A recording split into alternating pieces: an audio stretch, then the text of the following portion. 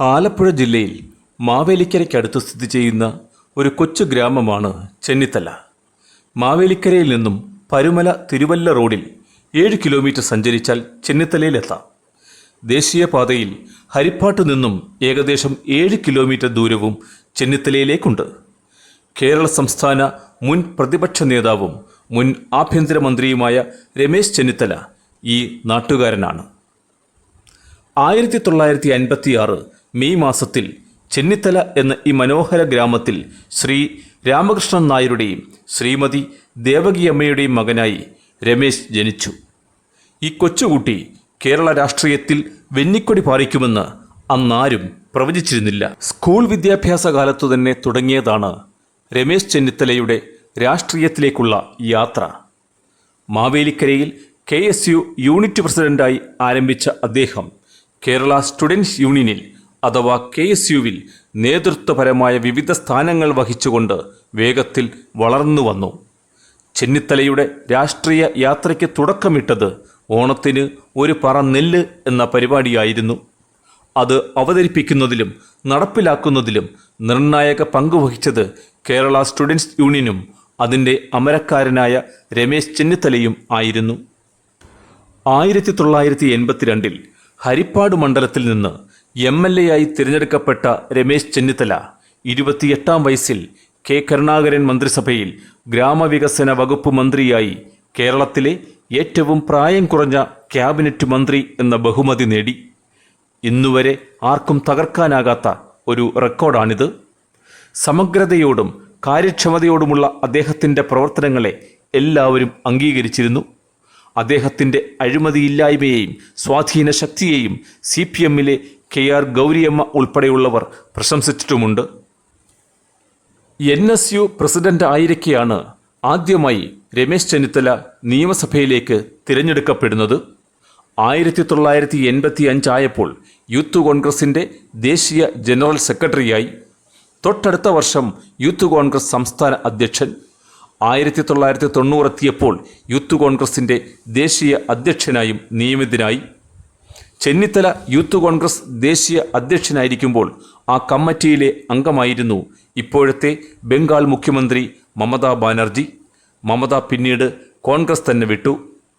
കോൺഗ്രസിലെ യുവ നേതാക്കളിലെ സർവശക്തനായി മാറിയിരുന്നു അപ്പോഴേക്കും രമേശ് ചെന്നിത്തല. 1982-ലും 87-ലും കേരള നിയമസഭയിൽ ഇടം നേടി.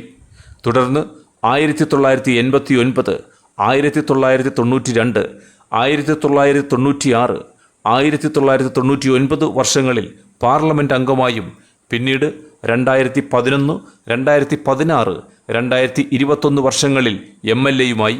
പാർലമെൻറ്റ് അംഗമായിരുന്ന കാലത്ത് ഹിന്ദിയിലും ഇംഗ്ലീഷിലും നടത്തിയ തീപ്പൊരി പ്രസംഗങ്ങൾക്ക് അദ്ദേഹം വളരെയേറെ പ്രശംസകൾ ഏറ്റുവാങ്ങി. പാർലമെൻറ്റിലെ ഹിന്ദി പ്രസംഗങ്ങൾക്ക് പ്രധാനമന്ത്രി അടൽ ബിഹാരി വാജ്പേയിയും ജോർജ് ഫെർണാണ്ടസും അദ്ദേഹത്തെ അഭിനന്ദിച്ചിട്ടുണ്ട്.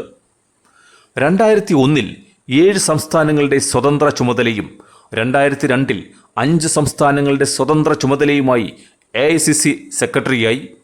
2004 ഇന്ത്യൻ നാഷണൽ കോൺഗ്രസിൻ്റെ പരമോന്നത സമിതിയായ കോൺഗ്രസ് വർക്കിംഗ് കമ്മിറ്റിയിലേക്ക് അഥവാ CWCയിലേക്ക് അദ്ദേഹം തിരഞ്ഞെടുക്കപ്പെട്ടു. 2014 മുതൽ 2016 വരെ രണ്ടാം ഉമ്മൻചാണ്ടി മന്ത്രിസഭയിൽ അദ്ദേഹം ആഭ്യന്തരമന്ത്രിയായി.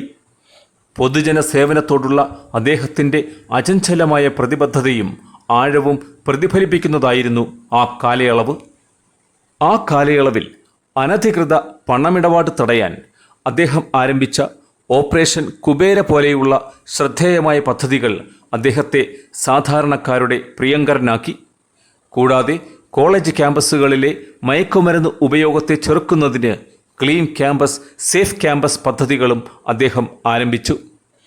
തൻ്റെ യാത്രയിലുടനീളം പാർശ്വവൽക്കരിക്കപ്പെട്ട സമുദായങ്ങൾക്കുള്ള പിന്തുണയും പൗരത്വ ഭേദഗതി നിയമത്തെ സംബന്ധിച്ച തൻ്റെ വീക്ഷണങ്ങളും ഉൾപ്പെടെ വിവിധ ആവശ്യങ്ങൾക്കായി ആർജവത്തോടെ അദ്ദേഹം ശബ്ദമുയർത്തി. തൻ്റെ അഭിപ്രായങ്ങൾ പറയുന്നതിൽ അദ്ദേഹം ആരെയും ഭയപ്പെട്ടില്ല.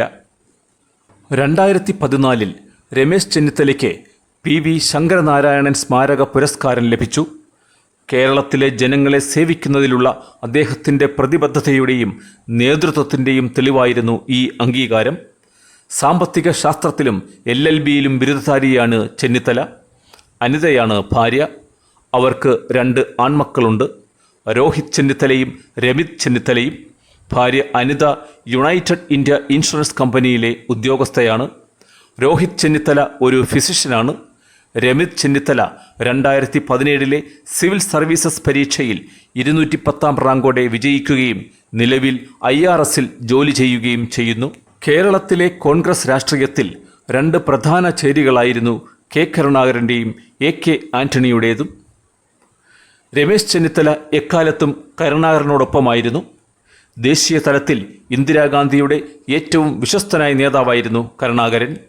ചെന്നിത്തലയുടെ രാഷ്ട്രീയ വളർച്ചയിൽ കെ കരുണാകരൻ്റെ പിന്തുണ ചെറുതായിരുന്നില്ല എന്നത് ഒരു യാഥാർത്ഥ്യമാണ്. എന്നാൽ അതിനുശേഷം കേരളത്തിലെ ഉമ്മൻചാണ്ടി വിരുദ്ധ വിഭാഗത്തിൻ്റെ നേതാവായി അദ്ദേഹം അറിഞ്ഞോ അറിയാതെയോ മാറ്റപ്പെട്ടു.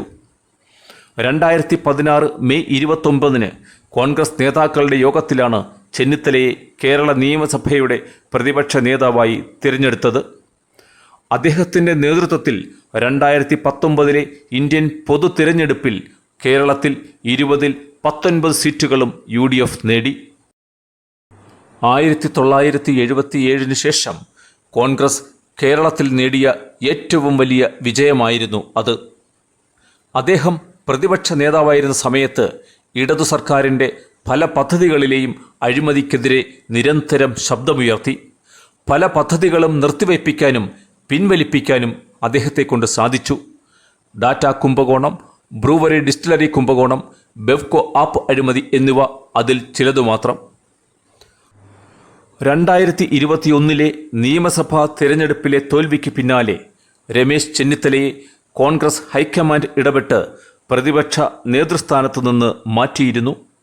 കേരളത്തിലെ ഗ്രൂപ്പുകളെ ഇല്ലാതാക്കാൻ ലക്ഷ്യമിട്ടുള്ള നീക്കത്തിനൊടുവിൽ KPCC അധ്യക്ഷനായി K സുധാകരനെയും പ്രതിപക്ഷ നേതാവായി VD സതീശനെയും നിയമിച്ചു. പിന്നീടിങ്ങോട്ട് കേരളത്തിലെ കോൺഗ്രസ് പാർട്ടിക്കകത്ത് പടലപ്പിണക്കം ശക്തമാവുന്നതാണ് കണ്ടത്.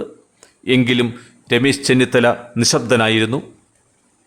ഇപ്പോഴിതാ വീണ്ടും ഒരു നിയമസഭാ തിരഞ്ഞെടുപ്പിന് സമയമടുത്തു വരുമ്പോൾ കോൺഗ്രസിൻ്റെ മുഖ്യമന്ത്രി സ്ഥാനാർത്ഥിയായി രമേശ് ചെന്നിത്തലയുടെ പേരും ഉയർന്നു വരുന്നുണ്ട്. എന്നാൽ ഈ അവസരത്തിൽ തൻ്റെ നിലപാടുകൾ തെളിമയോടെ പറയുകയാണ് ശ്രീ രമേശ് ചെന്നിത്തല. പ്രതിപക്ഷ നേതാവ് മുഖ്യമന്ത്രിയാകുന്ന കീഴ്വഴക്കം കോൺഗ്രസിൽ ഇല്ലെന്ന് അദ്ദേഹം പറഞ്ഞു. 2021 പ്രതിപക്ഷ നേതാവായിരുന്ന തന്നെ മുഖ്യമന്ത്രി സ്ഥാനാർത്ഥിയായി ആരും ഉയർത്തിക്കാട്ടിയില്ലല്ലോ എന്നാണ് ചെന്നിത്തല ചോദിച്ചത്. ഇപ്പോൾ മുഖ്യമന്ത്രി സ്ഥാനത്തിൽ ചർച്ച വേണ്ടെന്നും അദ്ദേഹം ഒരു ചാനലിന് നൽകിയ അഭിമുഖത്തിൽ വ്യക്തമാക്കി. ഇപ്പോൾ മുഖ്യമന്ത്രി സ്ഥാനത്തിൽ ചർച്ച വേണ്ട, ആദ്യം തദ്ദേശ തിരഞ്ഞെടുപ്പാണ് നടക്കുന്നത്, അതിലാകണം ചർച്ച വേണ്ടത്. പഞ്ചായത്ത് തിരഞ്ഞെടുപ്പിൽ വിജയിക്കുക എന്നത് തന്നെയാണ് നിലവിലെ മുഖ്യ ലക്ഷ്യമെന്നും ചെന്നിത്തല വ്യക്തമാക്കി. താൻ എന്നും കോൺഗ്രസിന് വേണ്ടി നിലപാട് സ്വീകരിച്ച വ്യക്തിയാണ്. തന്നെ പ്രതിപക്ഷ നേതാവ് സ്ഥാനത്തു നിന്നും മാറ്റിയപ്പോൾ ഒരക്ഷരവും താൻ എതിർത്തു പറഞ്ഞില്ല. പാർട്ടിയുടെ പ്രവർത്തകനായി നിൽക്കുകയാണ് ചെയ്തത്. മുഖ്യമന്ത്രി സ്ഥാനത്തെക്കുറിച്ച് താൻ എന്തായാലും ചർച്ചകൾ തുടങ്ങിയിട്ടില്ലെന്നും ചെന്നിത്തല പറഞ്ഞു. ആരാണ് ചർച്ച ഉണ്ടാക്കിയതെന്ന് കണ്ടുപിടിക്കണമെന്ന് കൂടി അദ്ദേഹം ആവശ്യപ്പെട്ടു. അനാവശ്യ ചർച്ചകൾ നിർത്തണമെന്ന് ആവശ്യപ്പെട്ട മുതിർന്ന കോൺഗ്രസ് നേതാവ് AK ആന്റണിക്ക് മറുപടിയായാണ് രമേശ് ചെന്നിത്തല ഇക്കാര്യം വ്യക്തമാക്കിയത്. പഞ്ചായത്ത് തിരഞ്ഞെടുപ്പിൽ വിജയിക്കുക എന്നതു തന്നെയാണ് മുഖ്യ ലക്ഷ്യമെന്നും രമേശ് ചെന്നിത്തല പറഞ്ഞു. താൻ KPCC പ്രസിഡന്റായിരുന്ന ഘട്ടത്തിലാണ് കോൺഗ്രസ് പഞ്ചായത്ത് തിരഞ്ഞെടുപ്പിൽ 70% വിജയം നേടിയത്. അതേ വിജയം ഇത്തവണയും ഉണ്ടാകണം. വമ്പിച്ച വിജയമുണ്ടാകാൻ എല്ലാവരും ഒരുമിച്ച് പ്രവർത്തിക്കണം. പഞ്ചായത്ത് തിരഞ്ഞെടുപ്പിൽ വിജയിച്ചാൽ മാത്രമേ നിയമസഭയിൽ വിജയിക്കാൻ സാധിക്കൂ എന്നും രമേശ് ചെന്നിത്തല വ്യക്തമാക്കി. ചെന്നിത്തലയുടെ വാക്കുകൾ എന്തുതന്നെയായാലും ഒരു കാര്യം നമുക്കുറപ്പിക്കാം, രമേശ് ചെന്നിത്തല എന്ന രാഷ്ട്രീയ നേതാവ് ഇവിടെയുണ്ട്. കൂടുതൽ ജാഗ്രതയോടെ, കൂടുതൽ കരുത്തോടെ. Come on TV. Please subscribe to this channel for more news and facts.